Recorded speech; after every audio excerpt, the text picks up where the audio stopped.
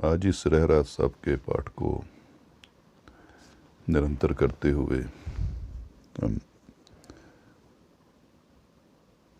10वें पाठ में पहुंच गए हैं। पाठ का मतलब अभी बात हो रही थी, पाठ का मतलब रहरास साहब में कोई पाठ नहीं है, ये तो कोई पाठ है, विचार है। ये मेरी अपनी ही विचारधारा के मुताबिक जितने इसके एक पाठ के पाठ बन जाएंगे, 15 बनते हैं, 20 बनते हैं, ये मालिक जाने की व्याख्या कहाँ तक जाती है। कई बार ऐसा हो जाता है कि किसी भी शब्द की व्याख्या थोड़ी लंबी और गहरी हो जाती है, इसलिए उस दिन कम पाठ में ज़्यादा व्याख्या हो जाती है और उतने ही पाठ ज़्यादा होने के चांसेस बन जाते हैं। तो इसलिए आज अगर बात करें तो अपने मुताबिक इसका आज 10वां पाठ शुरू हो रहा है। कहते हैं, अब रक्षा मेरी तुम करो, सिख उबार असिख संगरो। हे ईश्वर, हे मेरे मालक, हे मेरे साईं, अब मेरी अंतर ज्योत की रक्षा आप करो। मेरी अब वो अवस्था बन गई है, इस अवस्था के बारे में जानना तो पिछला पाठ अवश्य सुने, उसमें सारा ये व्याख्यान है कि यहाँ करते कि मेरी अब वो अवस्था बन गई है कि मैं तुझ में लीन होने के लिए तैयार हूँ, लीन होने के लिए उत्सुक हूँ कि कब मैं अपने मालिक के दर्श करूं, दीदार करूं। पर ये जो रास्ता है तेरे तक आने का, ये बहुत मुश्किलों भरा है, इम्तिहानों भरा है। पर मालिक, मैं तेरे आगे ये दुआ करता हूँ, अरदास करता हूँ कि अब इस राह पर मेरी रक्षा आप करना, क्योंकि इस राह पर अब तेरे सिवा कोई और आ ही नहीं सकता। क्योंकि इस अवस्था में कोई देवी, कोई देवता, कोई पीर, कोई पैगंबर, कोई अवतार अब सहायक नहीं होगा। क्योंकि मैं इतनी ऊंची अवस्था में आ गया हूँ कि जहाँ अब सिर्फ तू ही रक्षा कर सकता है। पहले भी तू ही करता था, पहले ज़रिए थे, पर अब ज़रिए ख़त्म हो गए हैं। अब सिर्फ तेरा और मेरा वास्ता है, तेरा और मेरा ही जो रास्ता है वही है।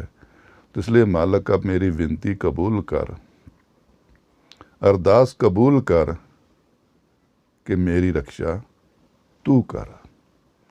किस बात की रक्षा कर? सिख उबार असिख संगरो। मेरे अंदर का जो शिष्य है, सिख का मतलब शिष्य, सिख कभी किसी धर्म का नाम नहीं है, मज़हब का नाम नहीं है। ये पहले भी बातें कर चुके हैं। गुर सिख मतलब गुरु का शिष्य, एक अच्छा स्टूडेंट जो सीखने के लिए तैयार है, जो सीख रहा है। वो कहते हैं, सिख उबार असिख संगरो। हे मेरे परमात्मा, मेरे मालिक, मेरे वाहिगुरु, मेरे अंदर का जो शिष्य, जो मैं हूँ, क्योंकि पहले मेरे भी मन में यही था कि शायद शरीर से शिष्य बने जाना है, इसलिए मैं भी शायद शरीर के ऊपर ही सारे कार विहार करता था, शरीरक बल पर, शरीरक तौर पर ही करता था। जैसे ये धार्मिक निशान लगाने, पहरावे पहनने, शरीर से ही यात्राएं करनी। और जैसे जैसे मैं गहराई में गया, तेरी इबादत की, तेरी भक्ति की, शिष्य तो मैं हूँ जो शरीर के अंदर है, और शिष्य बनना भी उसी ने है, और गुरु की ज़रूरत भी उसी को है।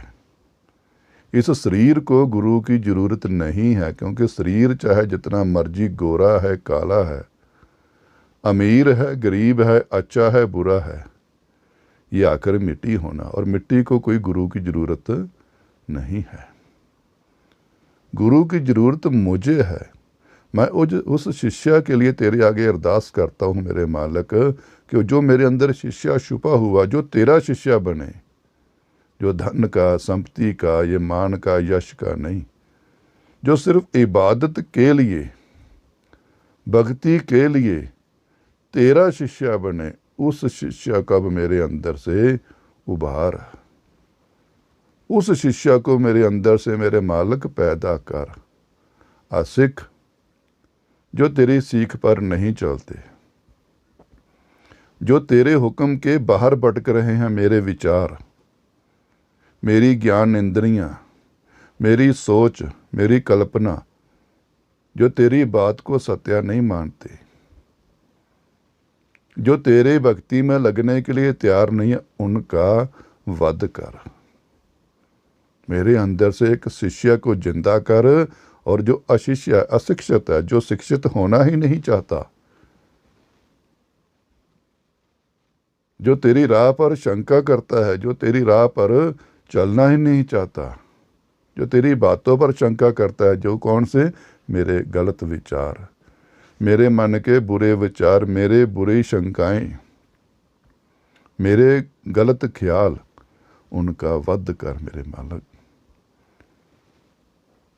मेरे अंदर से जो पूर्ण मुकम्मल शिष्य है, जिसके अंदर कोई इच्छा नहीं, कोई डर नहीं, कोई भय नहीं, कोई चिंता नहीं, सिर्फ वो इबादत का रस चाहे, जो सिर्फ इबादत का भूखा है, जो इबादत का हुनर सीखना चाहता है, उस सिख को, उस शिष्य को मेरे अंदर से उभारो मेरे मालिक।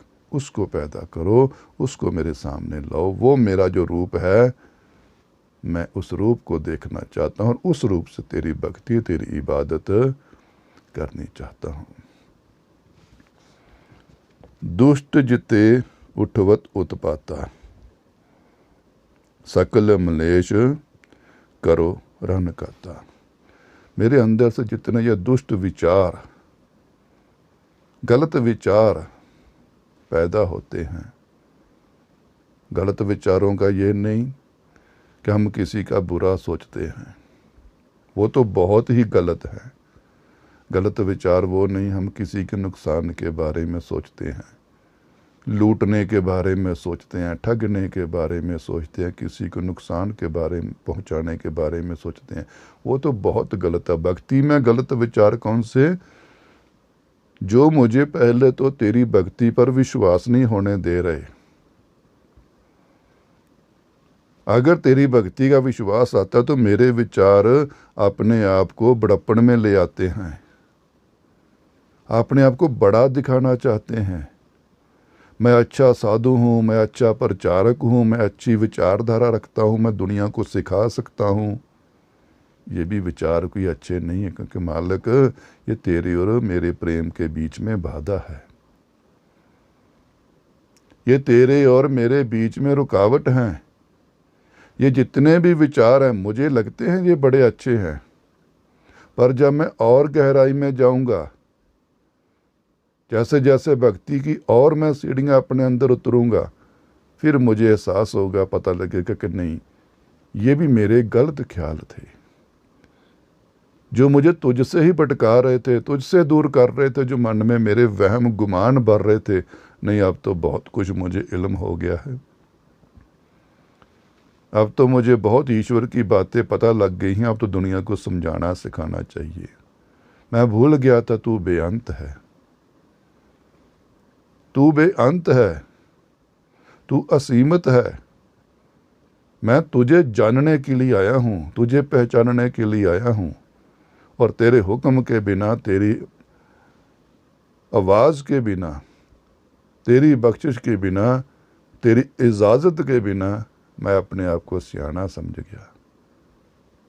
मैं अपने आप को साधु बनाकर बैठ गया, संत बनाकर बैठ गया, भाई साहब बनाकर बैठ गया, प्रचारक बनाकर बैठ गया। मैं ये मालिक, ये जो ख्याल दुष्ट जिते उठवत उत्पाता, बार बार उठते हैं मेरे अंदर ये विचार, कहते सकल मलेश करो रन काता। हर एक मेरे बुरे ख्याल का, मेरे बुरे विचार का मालिक अंत कर दे।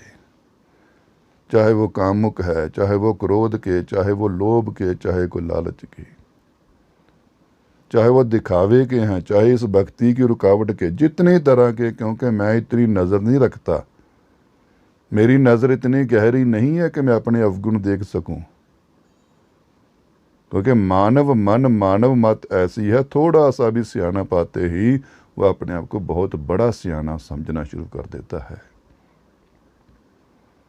वो समझता मेरे जैसा अब कोई सियाना है ही नहीं। तो गुरु महाराज जी कहते, सहन सियाणपा लख होए ता एक ना चले नाल। एक दो नहीं कहते, लाखों तेरे पास सियाणपे हैं, तो अपने मुंह से बहुत सियाणप व्याख्यान करता है, पर कहते तेरे साथ बिना अमल के एक भी साथ नहीं चलनी। क्योंकि इल्म और अमल में बहुत अंतर होता है।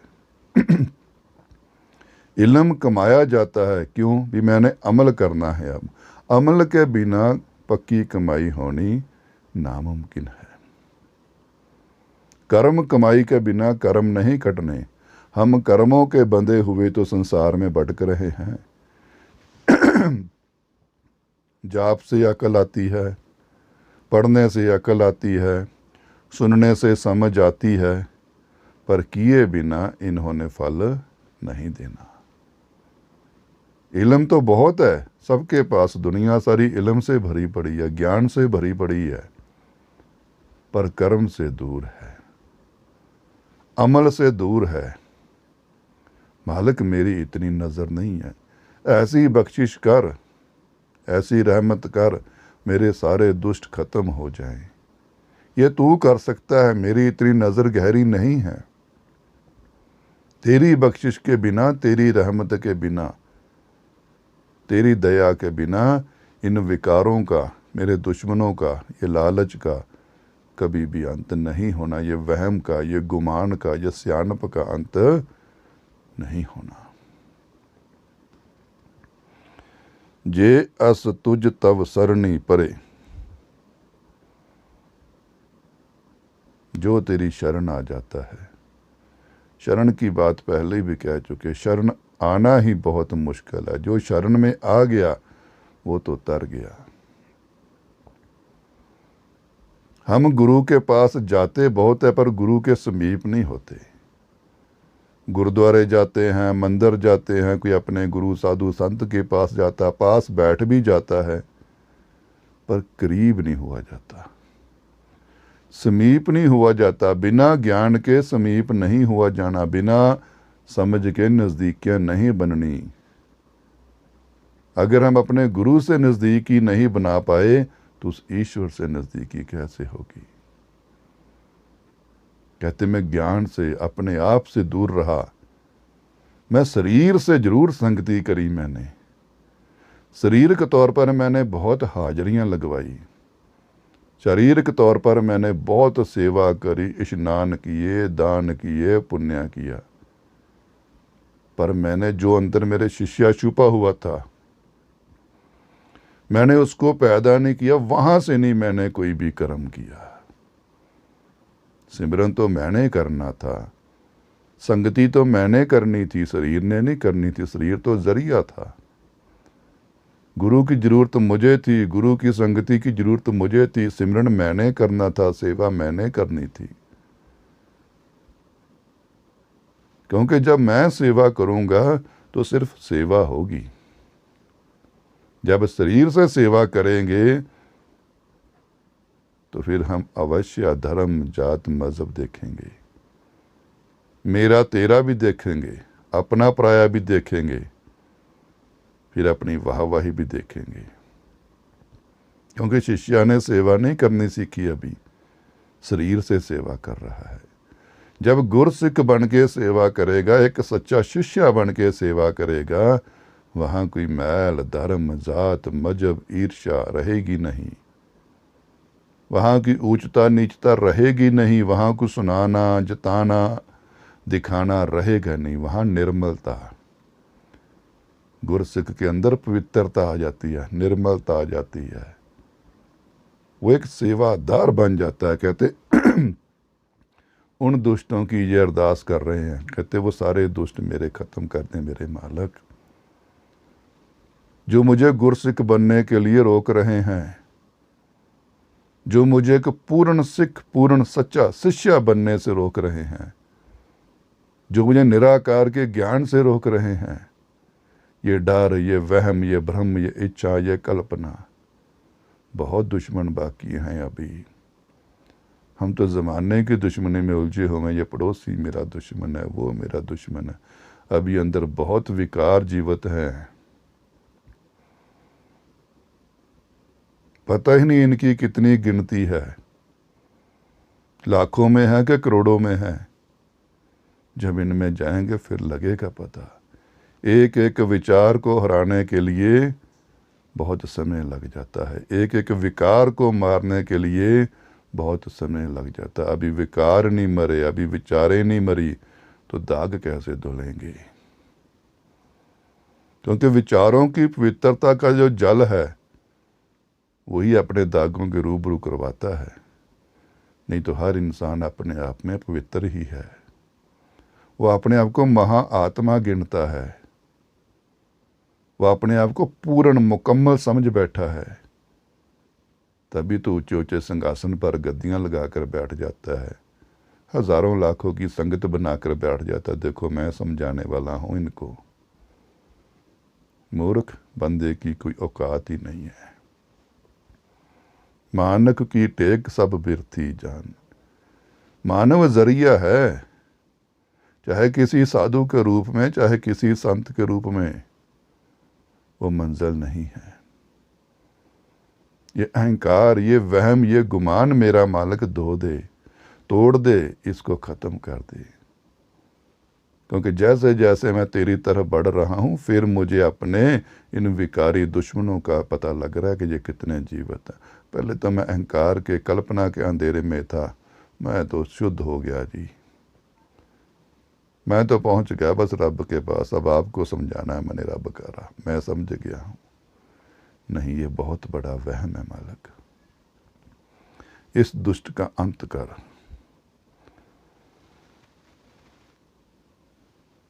जे अस तुझ तब सरणी परे, कहते जो तेरी शरण आ जाता है ना, शरण की बात वही जो एक शिष्य, चाहे वो बुरा है उसकी चिंता कोई नहीं है, पापी है कोई चिंता नहीं, लाख पाप हैं कहते कोई चिंता नहीं, पर शरण आ जा।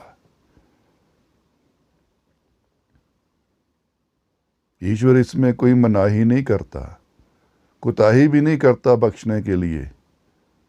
गुरु इसमें कभी भी गिनती नहीं करेगा तू कितने गुनाहों में आया है, वो ये देखता है कि तू आ गया है ना।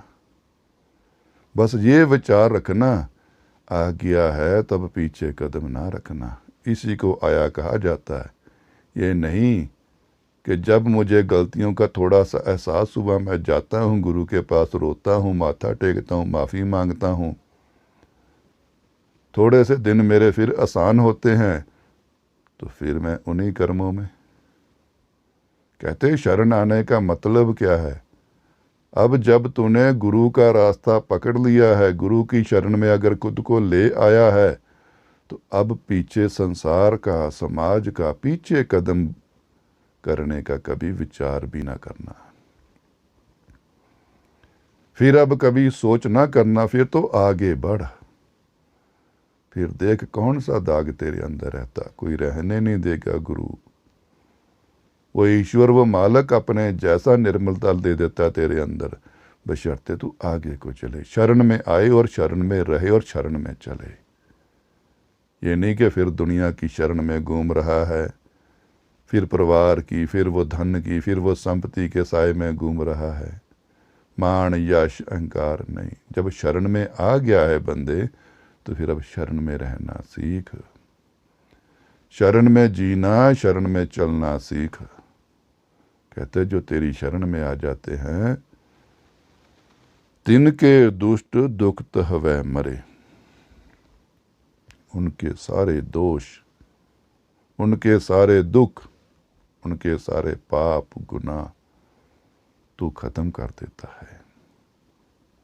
उनके सारे दुष्ट दोष पाप गुनाह दाग सब के सब तुम खत्म कर देता है। पुरख जवन पग परे तिहारे, हे मेरे अकाल पुरख, हे मेरे वाहिगुरु मेरे साईं, जो तेरी शरण में आ गए, बैठ गए, टिक गए आकर, आप जिन्होंने धार लिया कि अब यही शरण मेरा जीवन है, मैं अब इसी शरण का शिष्य हूं, तिनके तुम संकट सब टारे, उनके सारे दुख तो एक पल में नाश कर देता है। अब इन्हीं दुखों की विचार करे, दुनिया इन दुखों को सोच लेती चलो गुरु की शरण में जाते हैं, ये जो शारीरिक पीड़ाएं खत्म हो जाएगी। और वो गुरु भी पखंडी होगा जो कहेगा कि नहीं आओ मेरी शरण में, आपकी शारीरिक पीड़ें हट जाएंगी। ये कर्म है, ये चलते रहने हैं। अगर ये हट भी गई कट भी गई तो जीवन की क्या यकीन, आज कष्ट कटा रहे हैं, कल क्या पता सांस आखिरी हो जाए। भक्ति में कभी शारीरिक कष्टों का नहीं बात होती, कष्ट वो जो हम भोग रहे हैं बार बार जन्म में आने के, बार बार सजा भोग रहे हैं इस जीवन में, ईश्वर से दूरी का दुख, ये गरीबी, ये पीड़ा, ये भूखमरी, ये शरीर नहीं भोग रहा, हम भोग रहे हैं। शरीर को अगर मृत्यु आ जाए, इसको क्या पता गरीब है कि अमीर है, राजा था जहाँ कोई रंक था। ये तो अंदर जो बैठा हुआ मैं हूं उसको सारी पीड़ा है। ये दुख, ये दर्द, ये तकलीफ जितनी सह रहा, कौन सह रही है? आत्मा सह रही है, शरीर तो जरिया। कहते उन दुखों की सोच ये नहीं मेरे पास पैसा आए, मेरे पास धन आए, मेरे पास सत्ता आए, चलता रहना। और उसके आगे सबसे बड़ा दुख क्या? मृत्यु का, शरीर का, कहते आत्मा का सबसे बड़ा दुख क्या है? जन्म मरण। पता नहीं कितनी बार इसको शरीर में आना पड़ता है, 9-9 महीने माँ के पेट में उल्टा लटके रहना पड़ता है, फिर मौत आ जाती है, फिर जन्म मिलता है, फिर मौत आ जाती है। आत्मा का सबसे बड़ा दुख ये कहते वो वाला दुख कटने के लिए संसार में आए हम, जो एक शिष्य जान सकता है, धर्म नहीं। इंसान के बाद अगला पड़ाव शिष्य है। हिंदू सिख ईसाई मुस्लिम धर्म नहीं, धर्म इंसानियत सिखाता है। इंसान बनकर एक पूर्ण शिष्य बना जा सकता है, जिसके अंदर इंसानियत आ गई, वो शिष्य के गुण पैदा करेगा। शिष्य फिर जब भक्ति पैदा करेगा आगे जाके। कहते मेरे रोग मालक जो तेरी शरण में आ गए है ईश्वर मेरे दाता, तो उनका जो जन्म मरण का रोग, ये सारे विकार द्वेष, जितनी दुखें तकलीफ इतनी सदियों से सालों से सही थी, सब खत्म कर देता और अपनी इबादत के राह पर तो निर्मलता पवित्रता से उनको लगा देता है। जो कल को एक बार त्याय है, ताकि काल निकटने है। यही कहते ईश्वर का, तो कहते एक बार नाम लिया ही हमें मुक्त करवा देता है।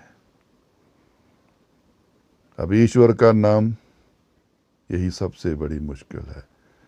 क्या वाहिगुरु ईश्वर का नाम है? वाहिगुरु का नाम है वाहिगुरु वाहिगुरु जपना?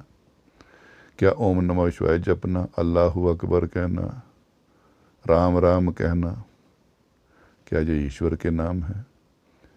ईश्वर का नाम ये तो मंत्र हैं जो वेदों से मिलते हैं, नहीं अनहद, जिसको जपने के लिए, जिसको सुनने के लिए इंद्रियों की जरूरत नहीं पड़ती। वहां तक जाने के लिए इन शब्दों में पहले प्रेम आएगा, सत्कार आएगा, विश्वास आएगा, लगन आएगी, धर्म की मैल धुलेगी। ये हिंदू मुस्लिम सिख ईसाई ऊंचता नीचता की मैल धुलेगी। फिर अंदर से एक इंसान दिखेगा जो ईश्वर ने बनाया था। वो इंसान एक पूर्ण शिष्य बनेगा जब ईश्वर की गुरु की शरण में आएगा। वो शिष्य फिर इबादतगार बनेगा। जब प्रेम ही प्रेम होगा, कोई इच्छा नहीं, कोई चाव नहीं, कोई शौक नहीं, कुछ नहीं, हर कुछ मर जाएगा, सिर्फ निर्मलता, प्रेम, जाप। कहते वहाँ जाके ईश्वर की भक्ति होती। भी ईश्वर देखो अपने मनों में जाकर। कहते ईश्वर की उपाधि देखनी अपने हृदय में देखें। हृदय उसका एक मंदिर है। आंखें बंद करके कहते कभी भी इसमें देखा करें। मेरे हृदय में गुरु के प्रति कहते इज्जत है, सत्कार है, पर वजह क्या है? मेरे काम हो रहे हैं। मुझे किसी स्थान का सत्कार है, किसी गुरुद्वारे, किसी मंदिर का, किसी साधु संत का सत्कार है, वजह क्या है? वहाँ जाकर मुझे शारीरिक सुख मिलते हैं, आत्मिक सुख नहीं। वहाँ जाकर मुझे पुत्र मिला था, वहाँ जाकर मेरा काम सही हो गया। तो अपने हृदय में देखो, क्या वो ईश्वर का नाम है? पहले गुरु का सत्कार, सारी इंसानियत का सत्कार, इस मानवता का सत्कार, इस कुदरत का सत्कार, इस ब्रह्मांडों का सत्कार, हर किसी का जब सत्कार आ जाएगा, फिर देखो हृदय में फिर ईश्वर की मूर्त आएगी। सूरत आएगी, मूर्त नहीं, सूरत आएगी। फिर जो जीती जागती है, बोलती है, सुनती है, जब वो सूरत कानों में अपने संदेश देती और हृदय में टिक जाती, फिर ईश्वर का जाप कहो। क्योंकि जाप वो नहीं जो जुबान से करते हैं, जाप तो वो गिना जाता है जो हृदय कर रहा है। हाथ में माला पकड़ी हो तो हृदय तो पैसा गिन रहा होता है। हाथ में माला घूम रही होती है तो हृदय जो मन होता है वो गोलक के पैसे गिन रहा होता है, चढ़ावा गिन रहा होता है, काम धंधे गिन रहा होता है। वो जाप नहीं। जाप वो है, हाथ में माला नहीं है, तन पे बड़े लिबास नहीं है पवित्रता के। मैं किसी धर्म स्थल में भी नहीं बैठा, मैं किसी वेद ग्रंथ के सहारे में भी नहीं बैठा। मालिक मैं सिर्फ तेरे सहारे में हूँ। मेरा लिबास तू बन गया है, मेरा सिमरन तू बन गया है, मेरी माला तू बन गया है, मेरा धर्म मजहब तू बन गया है।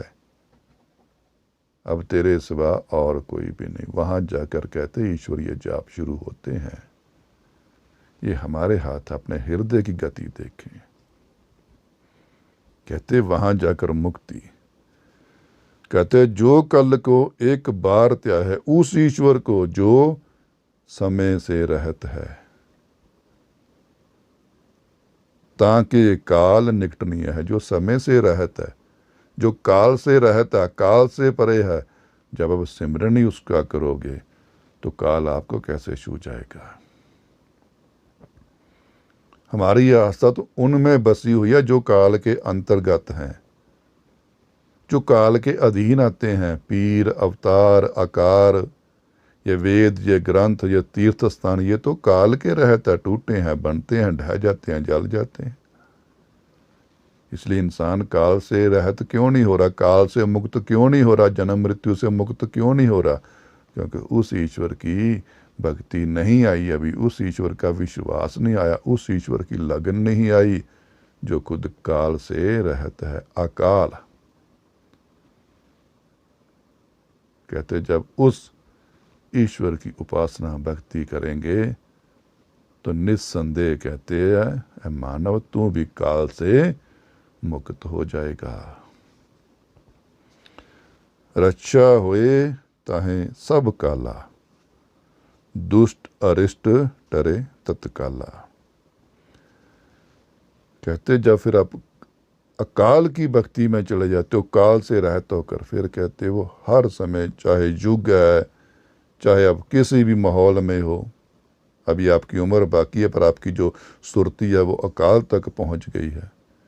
फिर अब जैसे भी कहते चलते हो, उठते हो, बैठते हो, चाहे खंडों ब्रह्मांडों का सफ़र करते हो अपनी सुरती के माध्यम से, फिर वो ईश्वर मालिक हर समय, हर काल में, हर वक्त आपके भीतर रहता है, समीप रहता है और हर समय फिर आपकी वो रक्षा करना उसकी जिम्मेदारी हो जाती। फिर वो आपकी रक्षा में अपना ध्यान देता है, क्योंकि उसकी रक्षा सिर्फ इतनी सी दूरी है जब तक इंसान अपनी रक्षा का जिम्मा खुद लेकर बैठा है, सिक्योरिटी गार्ड लेकर बैठा हुआ, गन मैन लेकर बैठा। यहाँ तो साधु संत भी कहते हैं सिक्योरिटी लेकर बैठ जाते हैं। इसका मतलब क्या, ईश्वर का बात जरूर है मेरे पास ईश्वर की, पर ईश्वर का विश्वास नहीं है मेरे पास।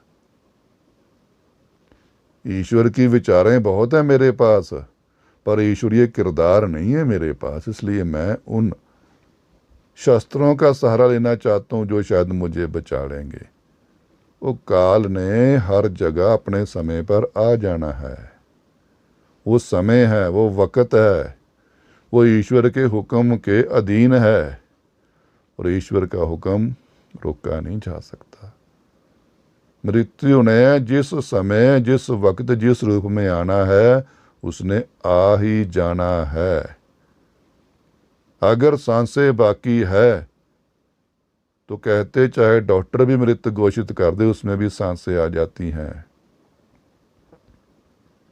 ईश्वर रक्षा करे तो रक्षा है।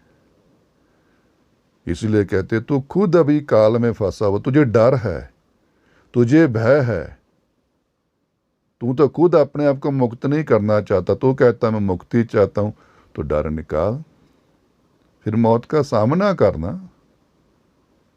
फिर मौत से क्या भय,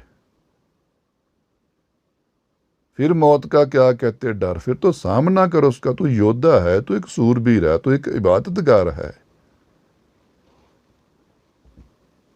तूने उस काल को हराने के लिए तो भक्ति करी है। क्यों करी आराधना, क्यों करी तूने सेवा, उस अकाल की क्यों इच्छा करी? क्योंकि मैं काल को हराना चाहता हूं, समय को हराना चाहता हूं, मृत्यु को हराना चाहता हूं मालक। मैंने खुद डर नहीं छोड़ा और मैं सोच विचार में पड़ गया, ले मैं तो मुक्त हूं। मुक्ति दिख जाती है। अपनी भावना को पढ़ो, अपने अंदर के मानसिक विचारों को पढ़ो, वेदों ग्रंथों को नहीं।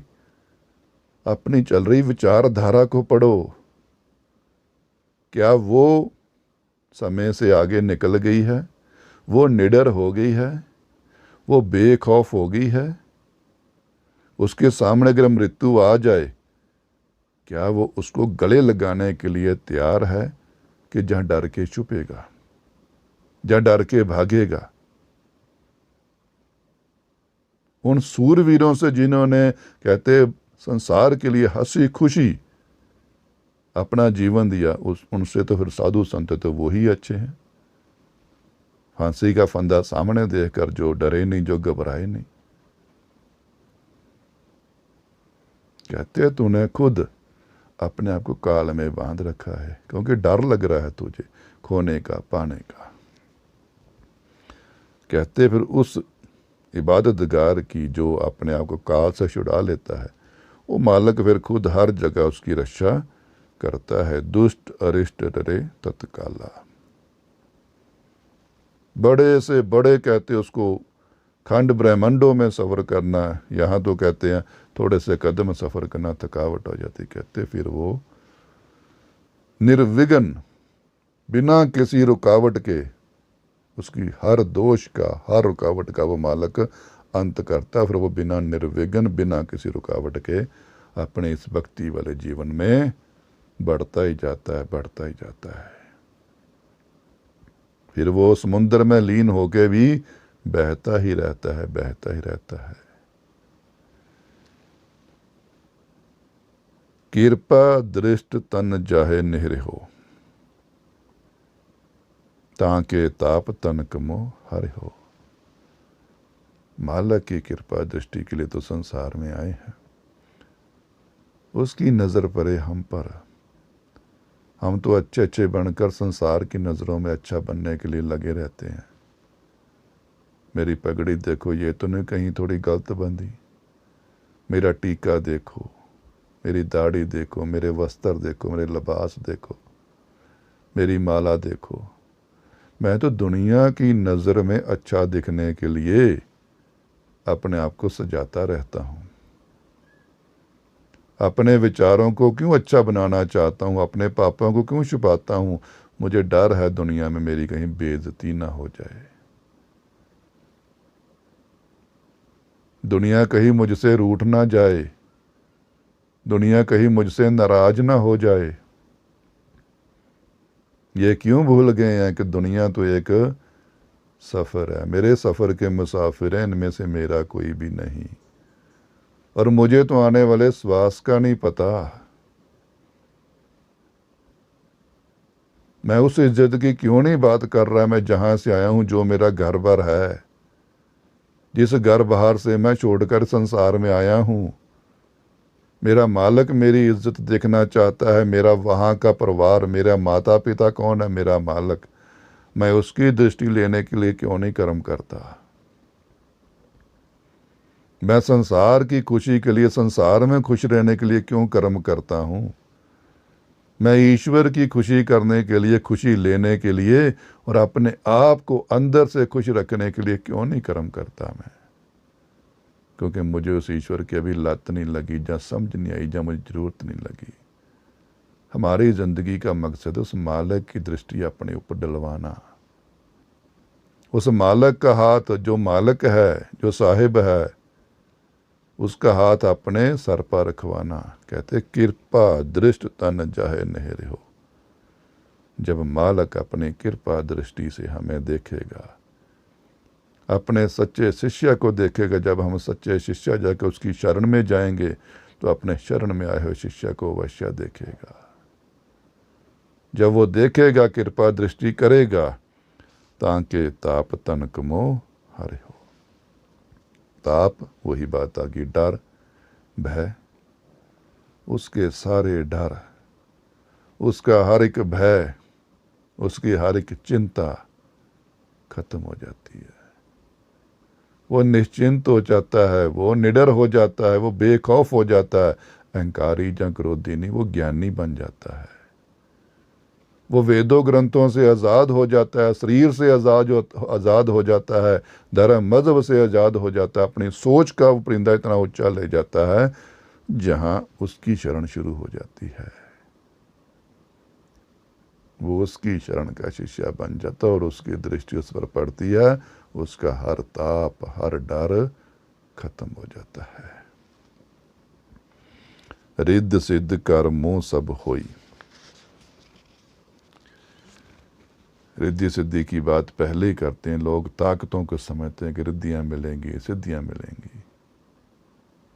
रिद्धि सिद्धि सबसे बड़ी ज्ञान की, अपनी 9 इंद्रियों का ज्ञान हासिल करना।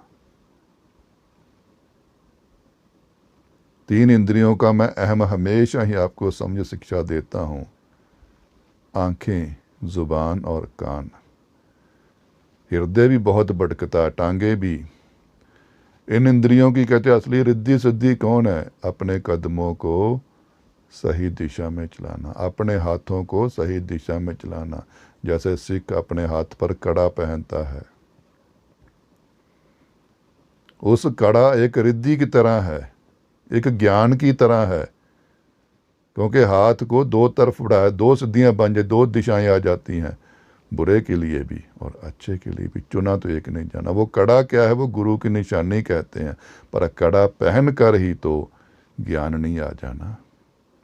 जब वो कड़ा मत पर पड़ जाएगा, ज्ञान बन जाएगा, तो बिना कड़े के भी वो हाथ है, वो सेवा के लिए ही उठेगा, वो उसकी स्थिति के लिए उठेगा, वो तू ही तू के लिए ऊपर को उठेगा।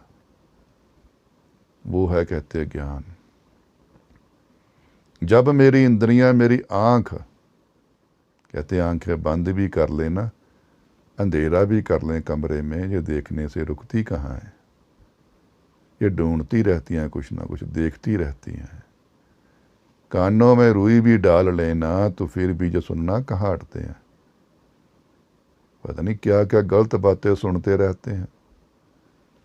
ज़ुबान को कहते चाहे बांध भी दो, कहाँ चुप होती है। कुछ ना कुछ विचार ये पैदा करती रहती है। बोल कबोल, शुद्ध अशुद्ध वचन ये बोलेगी ही, क्योंकि इन तीनों का आधार हृदय है, मन है। हमने कौन सी रिद्धि सिद्धि घर में अपने अंदर पैदा करनी थी कि मेरी इंद्रियां, 9 इंद्रियों पर मेरे मन का काबू हो। जो इनकी दो दो दिशाएं हैं मैं उनको एक करूं, ना दाएं मुड़े ना बाएं मुड़े, जो सीधा चले। वो मेरे अंदर ही है, कहते मालक कहते। ताकतों को ना खोज, बहुत सारी दुनिया सिमरन को, साधना को, भक्ति को, पाठ को, पूजा को वो इसी में करती कि कल को हमें गुरुद्धि मिलेगी, शक्ति मिलेगी, ताकत मिलेगी। सबसे बड़ी ताकत ज्ञान, समझ, अकल, बुद्धि, उस मालक की समझ आना। वो तभी मुमकिन है जब इंद्रियां उसको सुनेंगी, उसको समझेंगी, उसकी बातों को, फिर एक मन होकर एक चित्त होकर उसको सिमरेंगे। जहां आंखें, जब आंखें बंद करते हो वही देखेंगी जो आप जप रहे हो, ज़बान वही जपेगी जो आप इसको जपा रहे हो। ये नहीं कि ये संसारी बातें बोलेगी। कान फिर अनहद ध्वनि सुनेगा, वही सुनेगा जो आप जप रहे हो। ये कहा गया, कहते गुरबानी में आता, मेरे कानों इस संसार में क्यों आए हो? सच सुनने के लिए। ऐ श्रवणों मेरे हो साचे सुनने नो पठाए। ए नेत्रों मेरे हो क्यों आए इस दुनिया में? क्या ये दुनिया के रंग तमाशे देखने आए हो? नहीं, सच को खोजने के लिए आए हो। ऐ रसना तू अनरस राच रही, तेरी प्यास ना जाए। तू इतने रस चखती रहती है, तेरी प्यास क्यों नहीं बुझती? क्योंकि तूने सच का अमृत तो पिया ही नहीं। ये रिद्धियां हैं ज्ञान की समझ आनी चाहिए कि मेरी जुबान क्यों दी है ईश्वर ने। ईश्वर ने दी थी मालक की स्तुति करना, कान दिए थे मालक की बातें सुनना, आंखें दी थी मालक को खोजने की कोशिश करना, ये कदम दिए थे सेवा के लिए बढ़ाना, हाथ दिए थे सेवा के लिए बढ़ाना, ये इंद्रियों को काबू करना। ये कहते सब तेरे अंदर ही है, रिद्ध सिद्ध कर्मो सब हो, सब अंदर से ही काबू में होनी है, बाहर से नहीं। चाहे नदियों में नहा, चाहे सरोवरों में नहा, इनको काबू करने की शक्ति, महाशक्ति, वो तेरे अंदर ही है। दुष्ट शाह श्वै सके ना कोई। कहते जब तू इन 9 इंद्रियों को काबू कर लेगा, 9 निधियां 18 सिद्धियां हासिल कर लेगा, एक ज्ञान बना लेगा, जहां तेरी आंखें जुबान कान एक हो जाएगी और तेरी अंतर आत्मा का दिया तेरे मस्तिष्क में जलेगा, ज्ञान का दीपक जलेगा। ज्ञान को जब तू सुनेगा फिर देखेगा भी ज्ञान को, फिर उसको बोलेगा भी, फिर उसको जीवन में अमल भी करेगा। कहते जब तू वहां पहुंच जाएगा, तेरे हर दुष्ट तेरी छाया तक भी नहीं पहुंच पाएंगे। दुनिया में जो मर्जी दुनिया कहती, राक्षस होते हैं, भूत होते हैं, पिशाच होते हैं, जो मर्जी कही जाए, कहते कोई तेरी साये तक भी नहीं पहुंच पाएगी। तेरी भक्ति में इतनी शक्ति है, भक्ति तो कर। तेरी श्रद्धा में, तेरी भावना में, तेरे विश्वास में बहुत ताकत है बंदे। बशर्ते विश्वास आस्था मालक की हो, सच की हो, किसी स्थान की, किसी वेद की, किसी ग्रंथ की, किसी आकार की ना हो, सत्य की हो। बहुत ताकत है इसमें, ये अडोल है। इसको कमजोर ना बना, ना कमजोर समझ। तू निर्बल नहीं है, निर्बल बना हुआ है। तू गुलाम नहीं है, तू गुलाम बना हुआ है। ये थोड़ा सा धन संपत्ति का डर के कहते संगल काट तो सही, इनसे आजाद तो हो। फिर देख अपना वजूद, अपना कद, अपना विराट रूप देख। फिर क्या तेरा कद है, क्या तेरा रूप है। अपने आप को इतना छोटा या कमजोर ना समझ। कहते ये तो तेरे साये को भी नहीं छू सकते जिनसे तू डर रहा है। तुझे तो छूने की बहुत दूर बात है। एक बार जिन तुम्हें संभारा, काल फांसते ताहे उबारा। जिसने एक बार अपने मन से, यही कहते हैं, आंखें जुबान कान एक करो। पहले 9 इंद्रियां एक होगी, 10वीं में उजागरता आएगी मस्तिष्क। कहते वो जब एक से जब जपोगे उसको, जब मस्तिष्क से, जहाँ आंखें भी काम बंद करके, जुबान भी काम बंद करके, कान भी काम बंद होंगे, इंद्रियां सब शांत हैं, किसी में काम नहीं रहा, किसी में क्रोध नहीं रहा, किसी में लोभ नहीं रहा, किसी में अहंकार नहीं रहा, ना लालच रहा। क्योंकि जो विकार जो शरीर में नहीं, ये सोच में है, सोच से खत्म करने हैं। कहते जब तो अपने मस्तिष्क एक इंद्री से एक बार जिन तुम्हें संभारा, काल फांसते ताहे उबारा। कहते मालिक उसको समय से फिर बाहर ले जाता है, इस काल से बाहर ले जाता है, फिर अकाल की दुनिया में वो चला जाता है। ईश्वर की कहते दुनिया में चला जाता है, वो ईश्वर की कहते हैं शरण में चला जाता है। फिर काल से छूट जाता है, मृत्यु से छूट जाता है, इस मृत्यु लोक से छूट जाता है। काल फांसते ताहे उबारा, जिन नर नाम तहारो कहा, दारद दुष्ट दोख तेरा। कहते जिनको तेरी लगन लग जाती है ना, जिनको तेरी चाह लग जाती है, जिनको तेरा वैराग आ जाता है, उनमें फिर ये दलिद्दर, ये सुस्ती, ये आलस नहीं रहती। आम तौर पर सुना जाता है, कहते सिमरन पे बैठते जी नींद आ जाती है जी, थकावट है जी, आलस है जी, सुस्ती है जी। क्यों है? क्योंकि ईश्वर की लत नहीं लगी। ईश्वर एक जरूरत नहीं बना, अभी जरूरतें इच्छाएं हैं। ईश्वर भूख नहीं बना, ईश्वर प्यास नहीं बना, तू शिष्या नहीं बना, तू आज़ाद नहीं हुआ। जिस दिन तू शिष्या बन गया अंदर से, और ईश्वर भूख बन गया, ईश्वर प्यास बन गया, ईश्वर तड़फ बन गया, फिर कहाँ ये चीज़ें रहेगी? ना सुस्ती, ना आलस, ना दलिद्दर, ना रुकावट, कुछ भी नहीं रहेगा। फिर सब खत्म हो जाएंगे। दारद दुष्ट दोख तेरा, ये सारे दोख जो तेरे अंदर लगे हुए दोष, दोष खत्म हो जाएंगे। फिर तुझे कोई आलस, कोई दलिद्दर तंग नहीं करेगा। खड़ग केत में शरण तिहारी, खड़ग मतलब कृपान, कृपान मतलब ज्ञान। अध्यात्मक में किसी हथियार का कोई काम नहीं है। खड़ग मतलब कृपान, कृपान मतलब ज्ञान। ऐ ज्ञानधारी, ऐ खड़गधारी मेरे मालक, मेरे ईश्वर, जिसके पास ज्ञान का कोई अंत ही नहीं है, जिसके ज्ञान की कोई सीमा ही नहीं है, उसकी बख्शिश का कोई अंत ही नहीं है, जो बेअंत है, हर काम कर्म में बेअंत है, ज्ञान में भी, ध्यान में भी, बख्शिश में भी, रहमत में भी। ज्ञान खड़ग, ये हर गुरसिख को पहनना पड़ता है। कहते हैं जिस तरह सिख अपने तन पे कृपान पहनते हैं, वो कृपान कौन सी? ज्ञान की, जो मेरी आत्मा के ऊपर पड़े।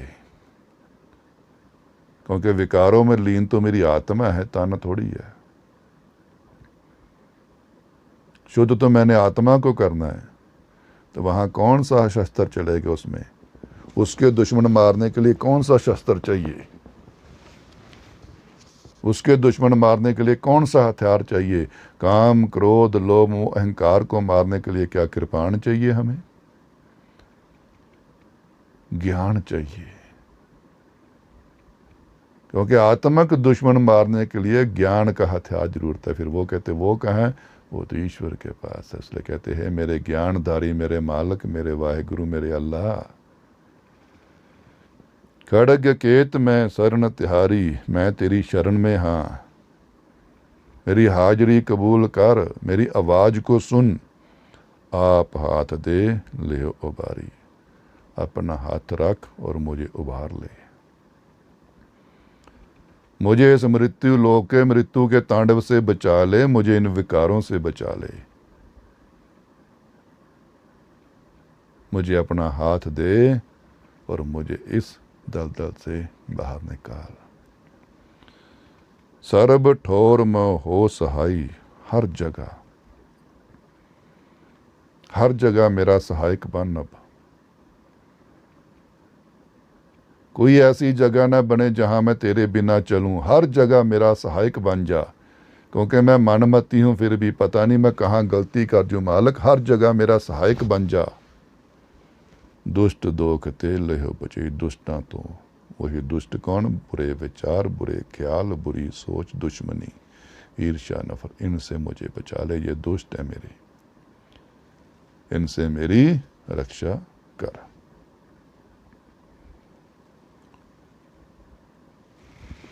इतना कहते हुए आज यहीं समाप्त करते हैं। कल फिर निरंतर करेंगे। वही विचार है, विचार सबकी अपनी अपनी है।